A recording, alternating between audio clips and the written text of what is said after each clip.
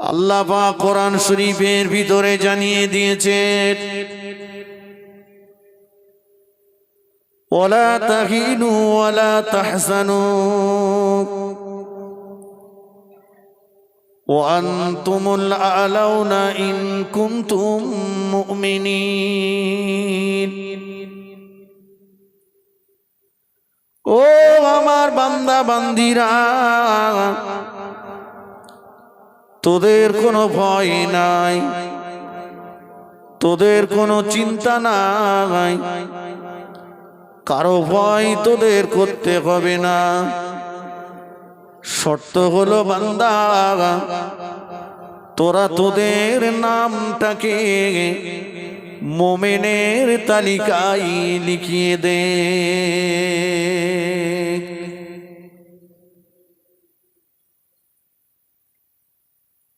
বোঝার জিনিস, শুধু সুর শোনার জিনিস না। আল্লাহ বলেছেন কারো ভয় করতে হবে না তোদের। সত্য হলো একটাই, তোরা নামটা মুমিনের তালিকায় লেখা, মুমিন হ তোরা।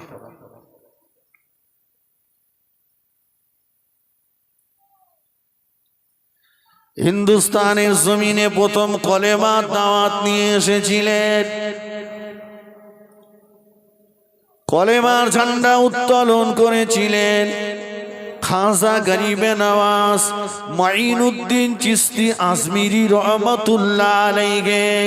খাজা বাবা যখন আজমিরের জমিনে, হিন্দুস্তানের জমিনে কলেমার ঝান্ডা উড়িয়ে দিয়েছিলেন, তখন কি হিন্দুস্তানের জমিনে মুসলমানের সংখ্যা এত বেশি ছিল?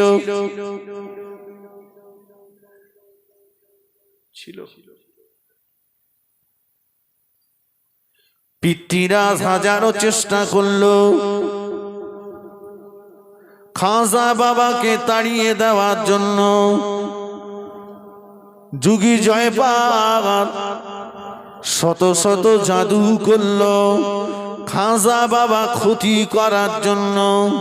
পিতৃরাজের হাজারো চেষ্টা ব্যর্থ হয়ে গেল।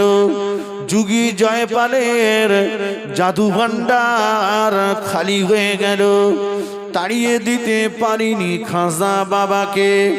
বরঞ্চ খাজা বাবা নিজে হাতে 90 লক্ষ বেদিলকে মুসলমান করিয়েছিলেন।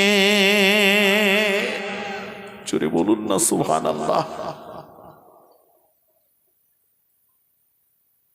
খাজা বাবা কাউকে জোর করে ধরে টেনে এনে কলেমা পড়িয়েছিলেন?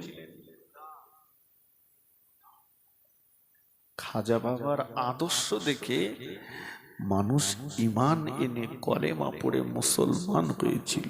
বলুন সুবহানাল্লাহ।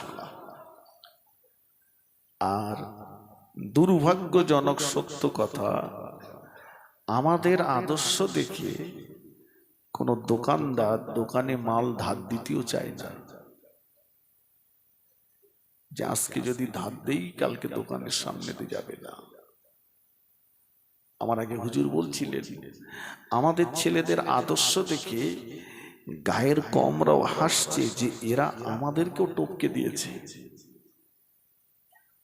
ঠিক কিনা বলে? ফিরে আসুন। আল্লাহ বলেছে ভয় নেই, শর্ত হলো মুমিন হতে হবে। মুমিন মুমিন বাপ বড় শখ করে নাম রেখেছে আব্দুল মুমিন।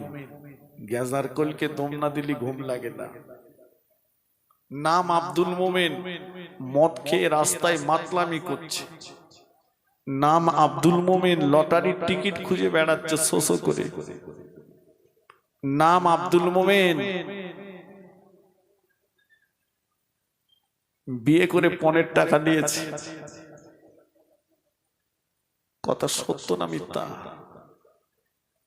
মোমেনকে, মোমেনের ডেফিনেশন কি, মোমেনের সংজ্ঞা কি?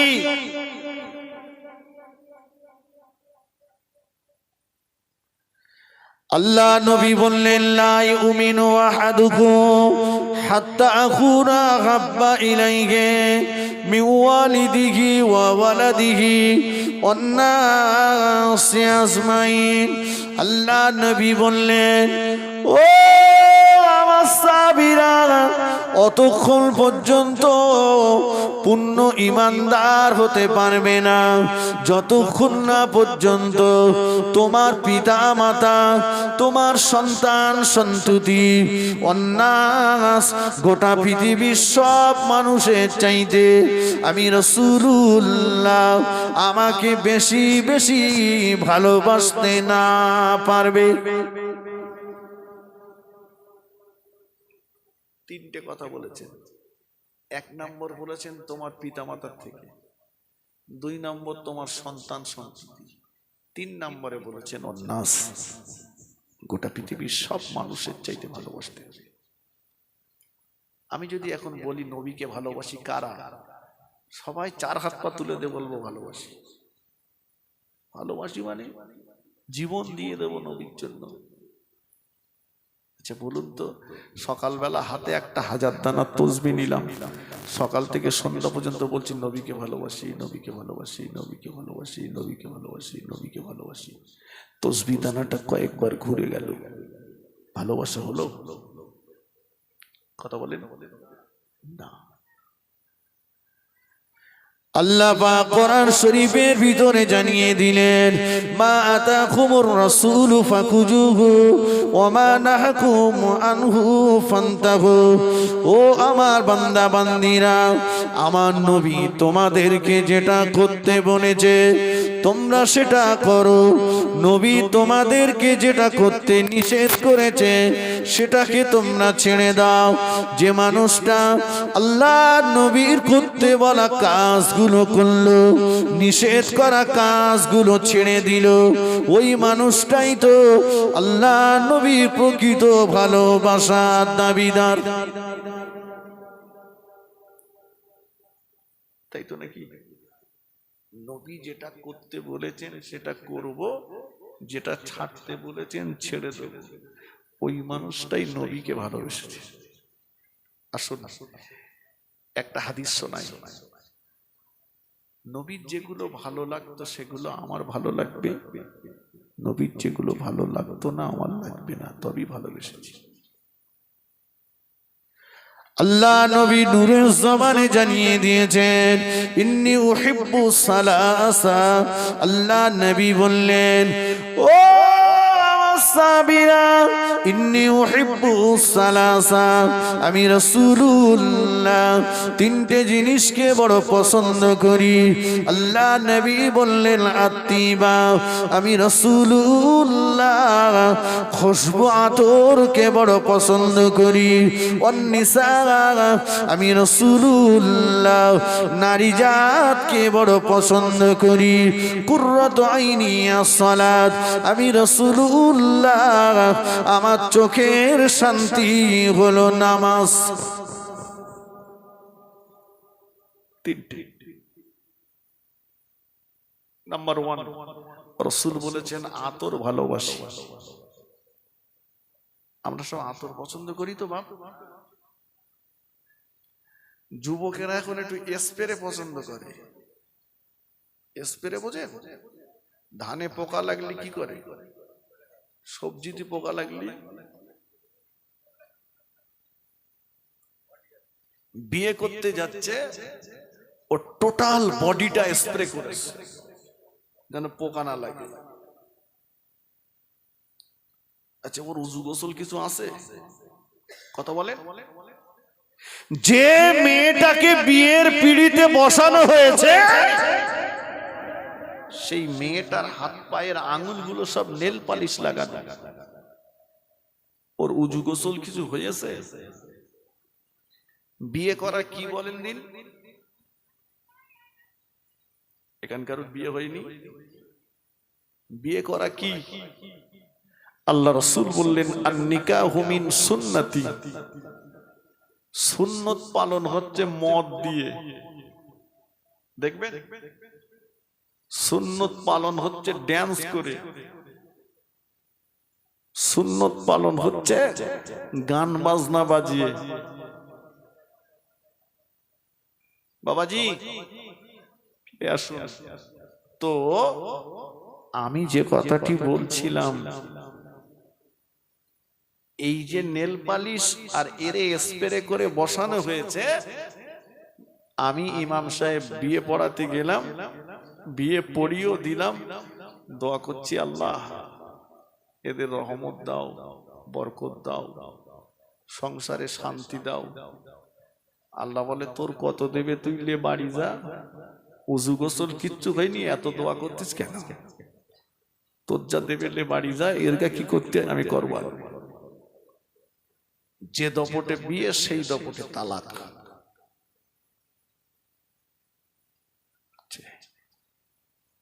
বলছে হুজুর একটু ওয়াজ করেন দিন। কেন? বলছে ছেলে বুড়ো হয়ে গেছি, দেখে না, ভাত দেয় না, কষ্ট দিচ্ছে। আমি বলছি এটা অন্যায়, একবার না হাজার বার বলবো ছেলের অন্যায়, কিন্তু তার আগে আপনার কাছে আমার জিজ্ঞাসা করতে ইচ্ছে করে, সন্তানের যেমন দায়িত্ব রয়েছে মা বাপের সেবা করা, ঠিক তথৈগত মা বাপেরও দায়িত্ব রয়েছে সন্তানকে সঠিকভাবে লালন পালন করা। আপনি তার কোন দায়িত্বটা পালন করেছেন? আপনি যদি ন্যাংড়ার আম গাছ বসান, ও গাছে হিমসাগর হবে। আল্লাহ যদি কুদরতি ক্ষমতায় ফলিয়ে দেয় তাহলে আলাদা জিনিস, কিন্তু স্বাভাবিকভাবে ন্যাংড়ার কাছে হিমসাগর হবে না। দোকানে একটা মোবাইল কিনেছে, মোবাইল কিনেই দোকানদারকে বলছে সামনে একটা স্ক্রিনে একটা পর্দা দাও, স্কিনে দাগ হবে না। বডিতে একটা পর্দা দাও, বডিতে দাগ হবে না। আর বিয়ে করে বউটারে বাড়ি আনছে একটা মশারির নেট ছেঁড়া মাথায় দিয়ে।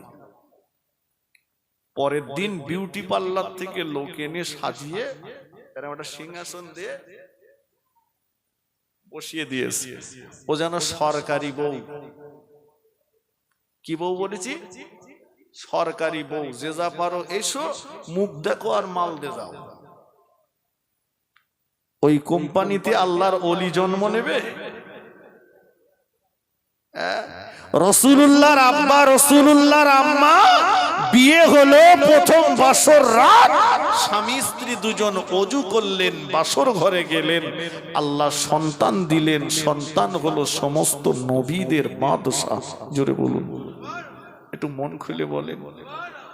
বড় পীর সাহেবের আব্বা, বড় পীর সাহেবের মা, বিয়ে হয়েছে প্রথম বাসর রাত, স্বামী স্ত্রী দুজন ওযু করলেন, নামাজের পাটি নিলেন, বাসর ঘরে গেলেন, দুজনা দু রাকাত নামাজ পড়লেন, তারপরে একত্রিত হলেন, আল্লাহ সন্তান দিলেন।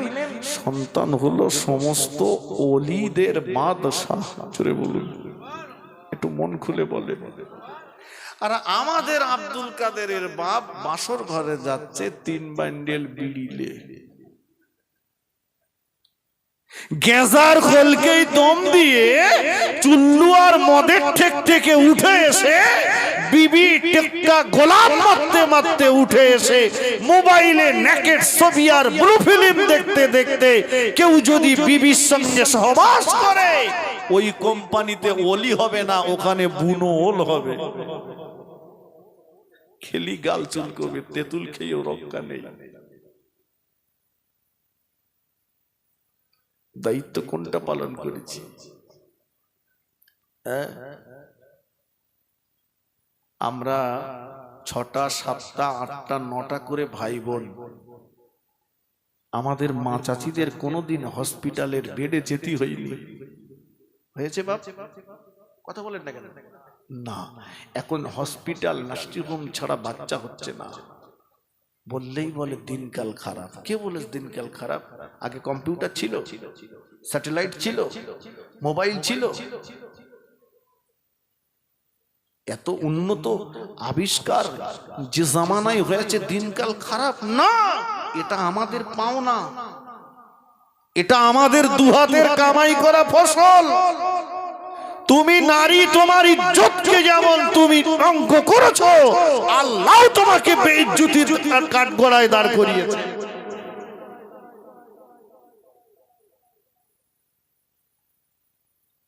আমার মা চাচিদের খাট ছিল না, গ্যাস ছিল না, বাহারি কাপড় তাদের ছিল না, কিন্তু তাদের পর্দাটা মজবুত ছিল। ঠিক কিনা বলেন? পর্দা মজবুত ছিল। এখন তো কচির মা নিজেই বাজার করছে। কেউ বলে আমার কচির মা যায় না, যায় না, তবে বাড়ি বাড়ি এখন সব বাজার আসছে। সবজিওয়ালা, মাছওয়ালা, ফেরিওয়ালা আসে না, ও এসে একদম বাড়ির ভিতর ঢুকে যাচ্ছে। বিশ্ব নবীর মায়ের কাছে, আমি অজ ভুলে যাইনি, যেখানে রেখেছি নিয়ে যাবো ইনশাল্লাহ। বিশ্ব নবীর মায়ের কাছে দুজন ধাত্রী আল্লাহ পাঠিয়েছেন।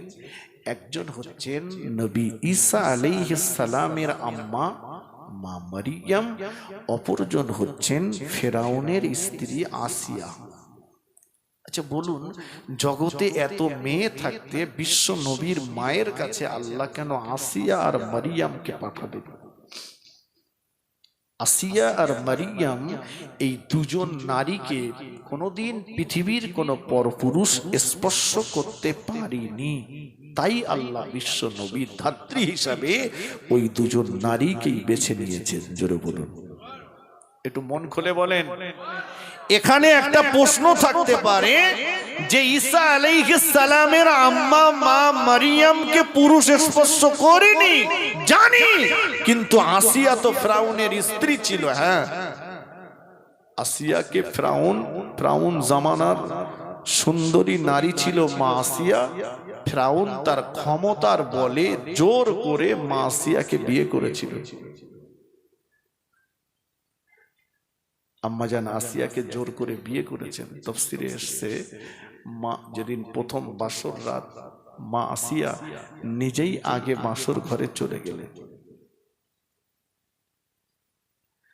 আম্মাজান নিজে বাসর ঘরে ভিতরে চলে গেলেন, সিজদায় পড়ে যে আল্লাহ পাকের দরবার রোনাজারি করতে লাগলেন। সিজদায় পড়ে যে আল্লাহ পাকের দরবারে কাঁদতে লাগলেন।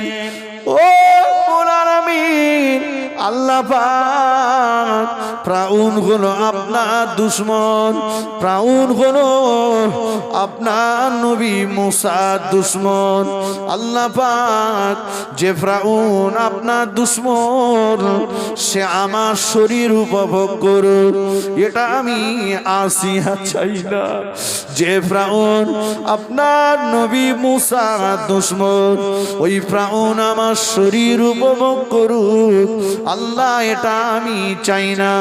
আল্লাহ পাক আপনার বান্দা ফিরআউন সম্পর্কে আপনি বড় ভালো জানেন।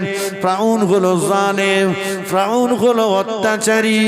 আপনার বান্দি আসিয়া সম্পর্কে আপনি বড় ভালো জানেন। আপনার বান্দি যেদিন থেকে নিয়ে নাবালক জীবন থেকে সাবালক জীবনে পদার্পণ করেছে, কোনদিন আপনার বান্দি আসিয়ার পবিত্র শরীর পৃথিবীর কোন পরপুরুষের নজরে ধরা পড়েনি। আল্লাহ পাক, আপনি ইজ্জতের মালিক, আপনি বেইজ্জতির মালিক। আল্লাহ আপনার দুশমন যে, আপনার নবীর দুশমন যে, সে আমার পবিত্র শরীর উপভোগ করুক, এটা আমি চাই না। আল্লাহ, ও আমিন, আল্লাহ পাক বেঈমান ফিরআউনের কবল থেকে কিভাবে আপনি আপনার বান্দি আসিয়াকে হেফাজত করবেন, এ দায়িত্বটা আমি আপনার কুদরতি হাতে তুলে দিলাম। আল্লাহ পাকের রহমতের দরিয়ায় জোশ মেরে গেল। আল্লাহ পাক জানিয়ে দিলেন, ও আমার মাহবুবা বান্দি, ও আমার মাহবুবা বান্দি আসিয়া, কেঁদো না, কেঁদো না। তোমার কান্না আমি আল্লাহ সহ্য করতে পারি না। তোমার চোখের পানি আমি আল্লাহ সহ্য করতে পারি না। ও আমার মাহবুবা বান্দি আসিয়া, আমি আল্লাহ পাক কথা দিলাম ফিরআউনের ঘরে তোমাকে রেখে দেব, কিন্তু তোমার শরীর স্পর্শ করা চিরতরের জন্য ফিরআউনের জন্য আমি আল্লাহ হারাম করে দিলাম।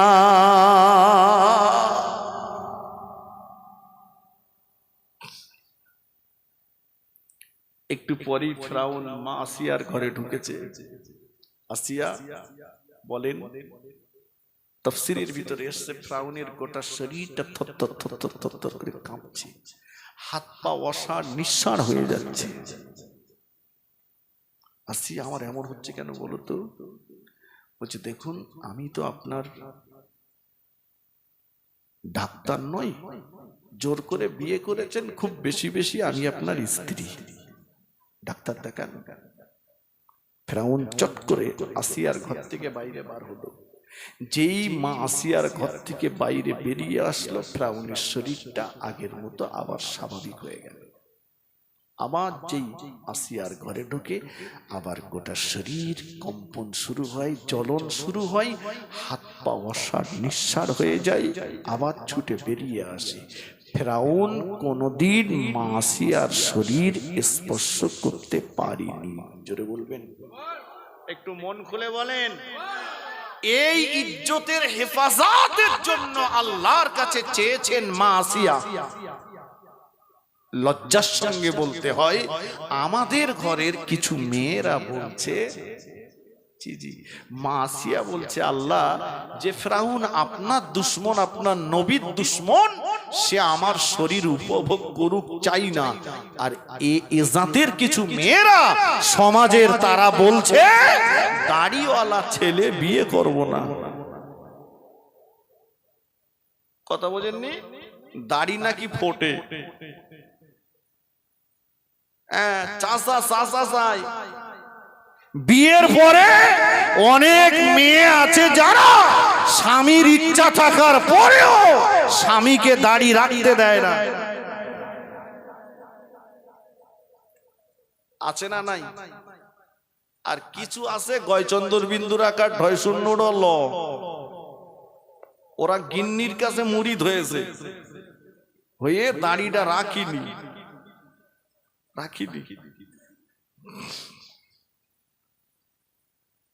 লজ্জাজনক কথা।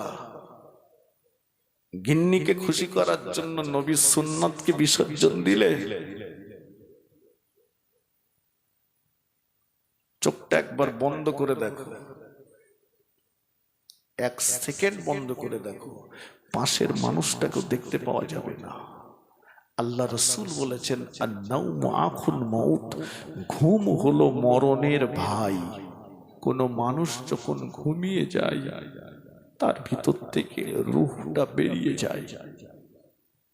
ওই রূহটা আসমান আর জমিনের মাঝখানে ঘুরতে থাকে, ঘুরে ঘুরে এসে যখন মানব দেহের ভিতরে প্রবেশ করে, তখনই তার ঘুম ভাঙে। বাবা, মাহফিল শেষ হবে, বাড়ি চলে যাব, ঘুমিয়ে যাব, রূহ বেরিয়ে যাবে, ফিরে আসবে কোনো গ্যারান্টি আছে? বিবি জানটা চলে গেলে ও স্বার্থ ফুরালে কেটে পড়বে। আমি ওকে ভালোবাসতে বারণ করিনি, তাই বলে এই নয় যে রাসূলের আদর্শকে বিসর্জন করব। এখন রক্তের তেজ আছে, ক্ষমতা আছে, নওজোয়ান যুবকেরা, ও আমার মুরব্বিয়ানেরা, আমি আপনি যেদিন মরে যাব, আমি আপনি যেদিন মারা যাব, একবার কি ভেবেছেন সেদিনটার কথা? আমি আপনি যেদিন মরে যাব, আমি আপনি যেদিন মারা যাব, এই গ্রামে মসজিদে ঘোষণা হয়ে যাবে, অমুক ইন্তেকাল করেছে, অমুক মারা গিয়েছে। সবার মুখে একটাই কথা, জানাজা কখন হবে?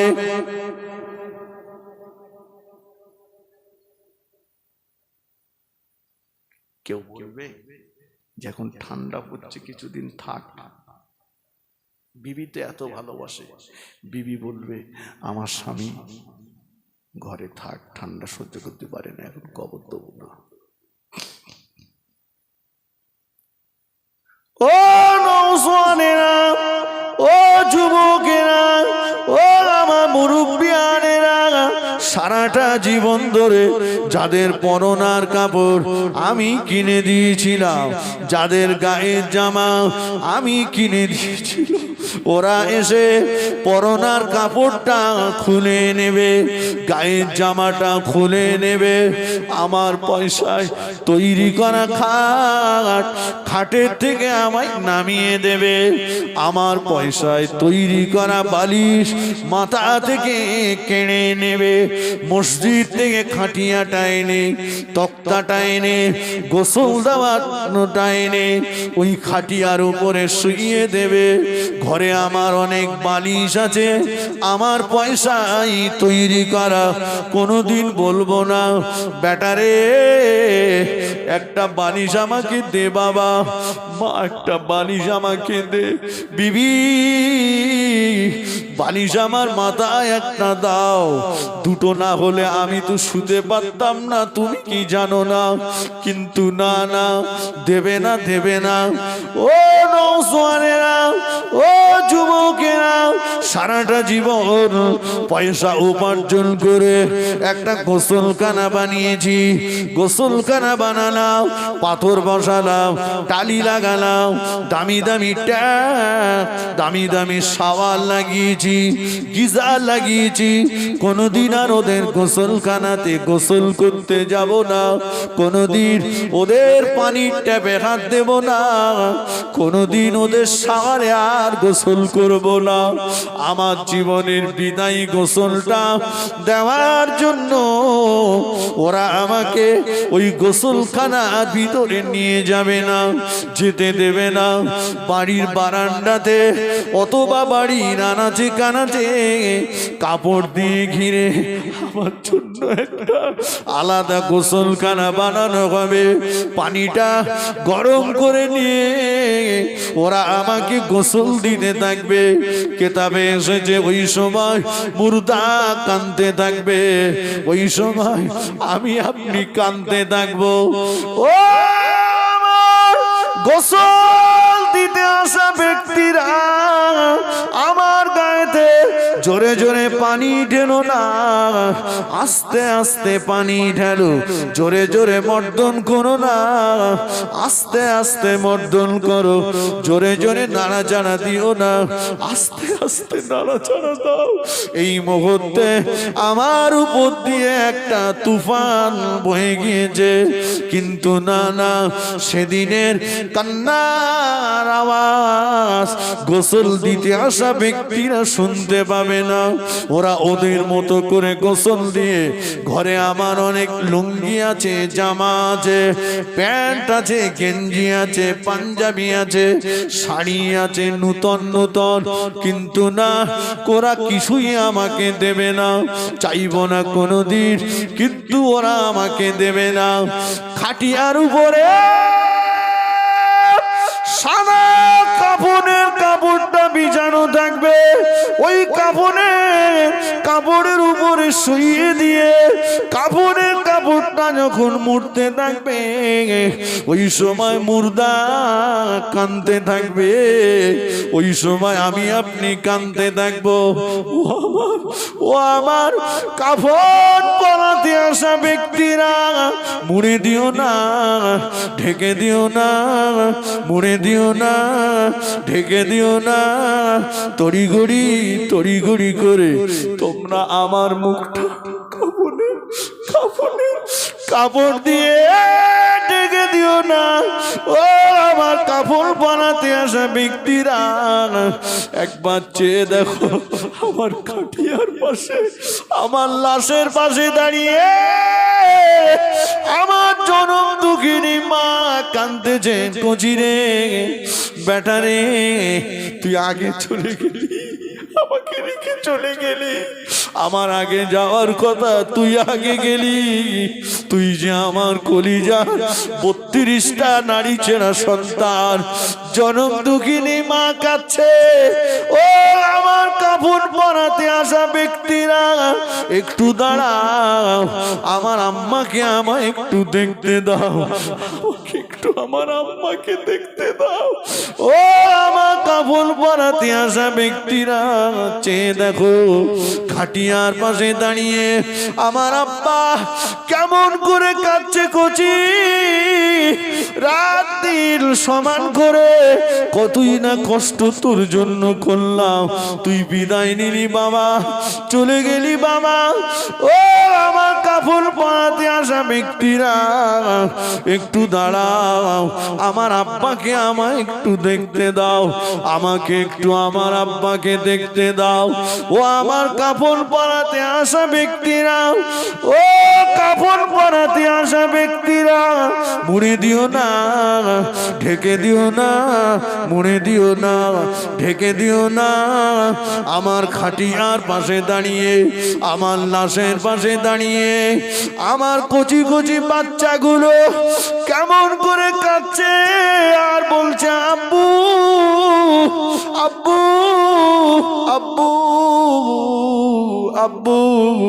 আমি যে ওদের আব্বু, আজকে কোনো ওরা আব্বু বলে কাউকে ডাকতে পারবে না, ওরা আমার পাশে দাঁড়িয়ে ডাকছে আম্মু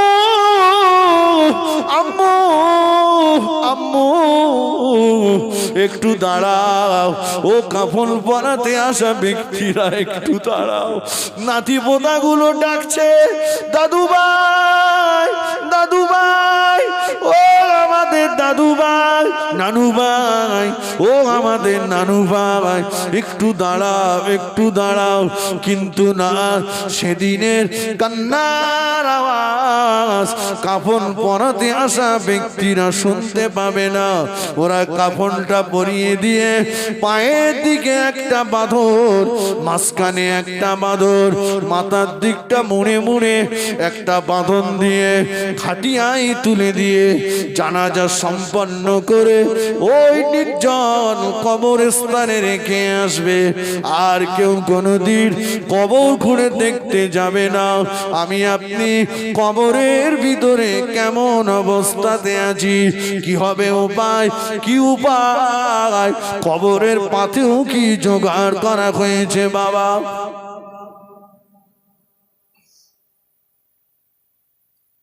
কি আছে সম্ভব, কি নিয়ে যাব? দুনিয়ার আইনের কাছে যদি ধরা পড়ি, দুনিয়ার বাবুদের দিয়ে রোধ করা যাবে, কিন্তু ওটা এমন একটা জায়গা, মাটির নিচে একবার চলে গেলে কোনো চ্যানেল আর কাজ হবে না। ও আমি একা কেন গড়ে যাব, ও আমি একা কেন গড়ে যাব। নবীর কলেমা হবে মোর সঙ্গের সাথী, নামাজ হবে মোর গোরের বাতি, রোজা হবে মোর মাথার সাথী। ও আমি তাদের সাথে রব,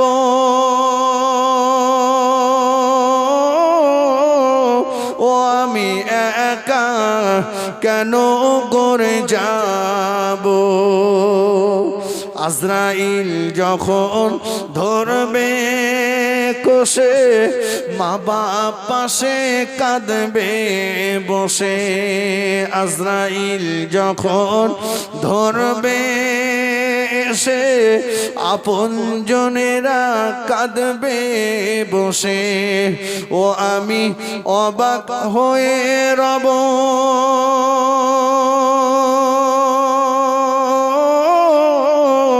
ও আমি একা কেন গড়ে যাব।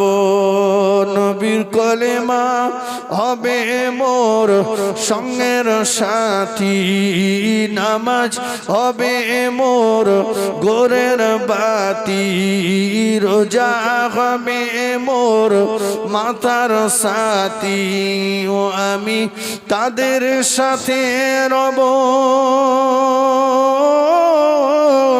ও আমি একা কেন গড়ে যাব, সাদ হবে মোর বাঁশের কাঠি, মাটি দিয়ে মুখ দেবে গো ঢাকি, সাদ হবে মোর বাঁশের কাঠি, মাটি দিয়ে মুখ দেবে গো ঢাকি, ও আমি ঠান্ডা হয়ে রব,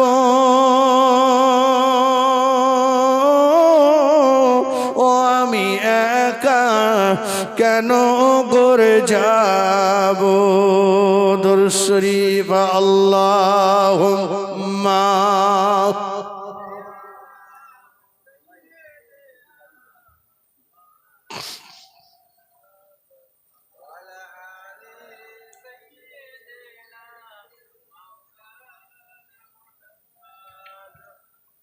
আমার ভাইরা, নওজওয়ানেরা, মুরব্বীরা,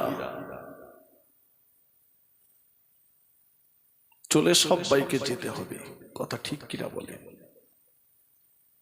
এই মরণের জন্য কিন্তু বয়স লাগে না।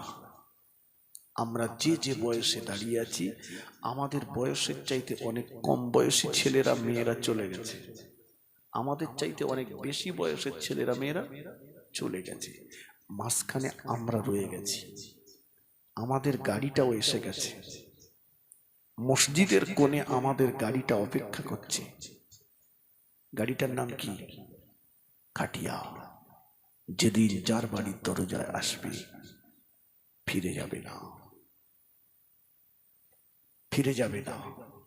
কি প্রস্তুতি নিলেন হে যুবক, নওজওয়ান আমার ভাইয়েরা, ছেড়ে দেন ওই রাস্তাটা, রাসূলের সুন্নাতকে মেনে নেন। রাসূল বলেছেন আত্তিবা, আমি খুশবু আতরকে ভালোবাসি। মনে আছে তো কথা? 2 নম্বরে রাসূল বললেন অন্নিসা, আমি রাসূলুল্লাহ নারী জাতকে বড় ভালোবাসি। একবার বলুন সুবহানাল্লাহ। কি গো, রাসূল বলেছেন আমি নারীদের ভালোবাসি। মেয়ে হলে খুশি তো? কথা বলেন না কেন? প্রথম মেয়ে, দ্বিতীয়বার মেয়ে, স্ত্রীর উপরে অত্যাচার শুরু হয়ে গেছে।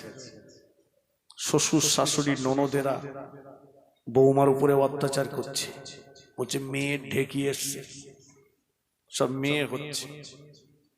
ছেলে দেওয়ার মালিককে, মেয়ে দেওয়ার মালিক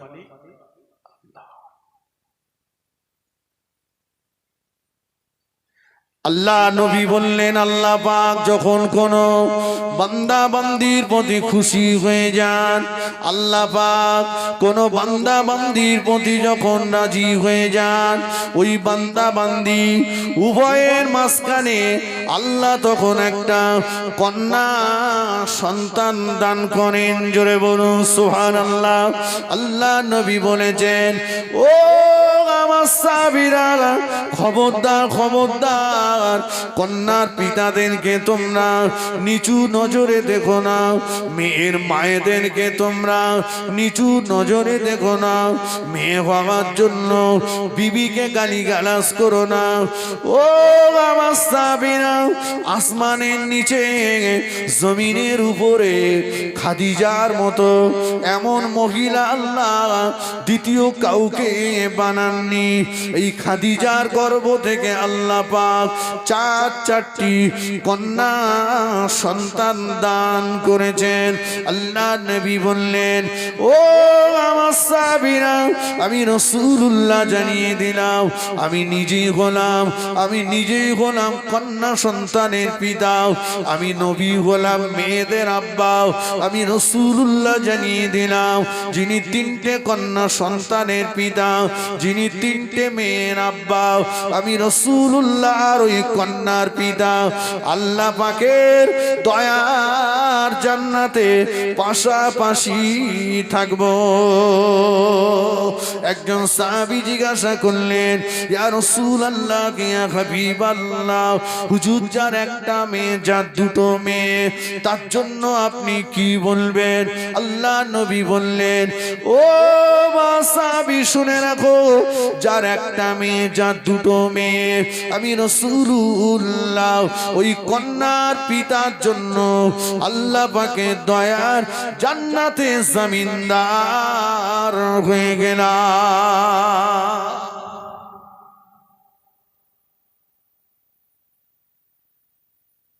নবী বলেছেন মেয়ের বাপের জন্য জান্নাতের জমিনদার।